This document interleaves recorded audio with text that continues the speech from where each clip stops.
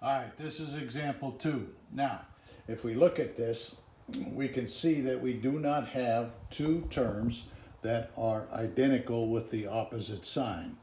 So we cannot use the additive inverse on either one of these. What we have to do is use the multiplication to make one term on the top, one term on the bottom, identical with opposite signs. So if I look at this, I have an opposite sign here and an opposite sign here. One is positive, one is negative. So what I want to do is make this term, these two terms here, identical so that I can eliminate them. So what I'm going to do is almost like common denominators. Multiply the top one by 4 and the bottom one by 3. So what I have is 5x plus 3y equals 9.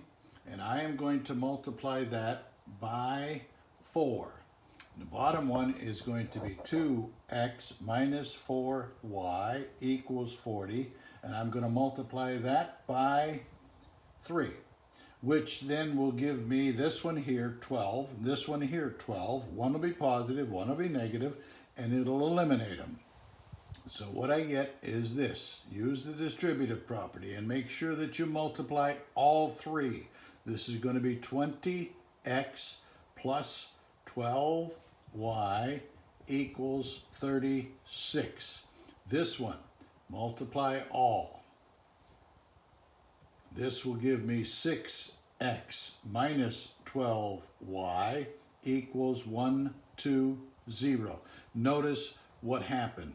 This right here is positive 12. This one here is negative 12. It'll eliminate all of it. So what I do now is I add. This one was multiply. This one is add. This will eliminate the y's. This will give me 26x plus 0 equals 156. Now, 0 added to anything, additive identity, will just leave me with 26x equals 156. Now, multiplicative inverse, or divide both sides by 26, just the coefficient. This will give me x is equal to, and if I divided that out, 26 into 156, it will go 6 times, give me 156, which gives me 0. So my answer for x will be 6. Now take that and solve for, put that variable into, use step 3, into either original equation and solve for the opposite variable. So what I have now is I don't want to go back here to these because they're too big. I want to go back to the beginning here. So what I'm going to do is take the one that's going to give me the smallest coefficient, which will be 2 times 6 minus 4y equals 40. Now, this will give me 12 minus 4y equals 40. Now, if I subtract 12 from both sides, I will get, this will be 0, minus 4y is equal to 28. Now, this is a negative. Make sure that you divide both sides of the equation by a minus 4.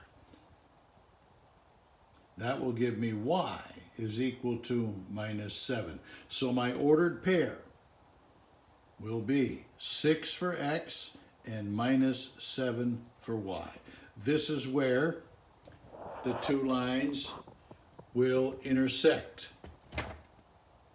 Now, if I graph them, I am going to get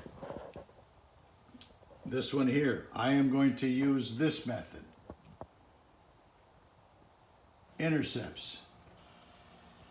All right, now if I make x equal to 0, that will be 0 here, and I will have 3y is equal to 9. That will give me 3. And then I'll take the y and make that equal to 0. This will give me 5x is equal to 9, and if I divide that, I will get 9 over 5.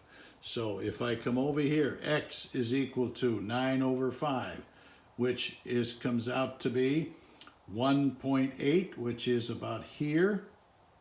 And the other one is going to be 1, 2, 3, which the line will go like this. Okay? Now, the next one will be,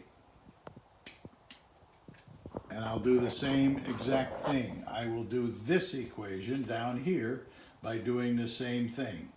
X, Y, 0, 0, not a 6, 0, and I will put that in. This will give me minus 10 here. This will give me 20. So I'm going to come way out here, 20, and this is 1, 2, 3, 4, 5, 6, 7, 8, 9, 10, 11, 12. I don't have enough room, but I will do it. And this would be 1, 2, 3, 4, 5, 6, 7, 8, and that'll give me, and I'm going down this way, 1, 2, 3, 4, 5, 6, 7, 8, 9, 10. Down here, this one, if I would graph that,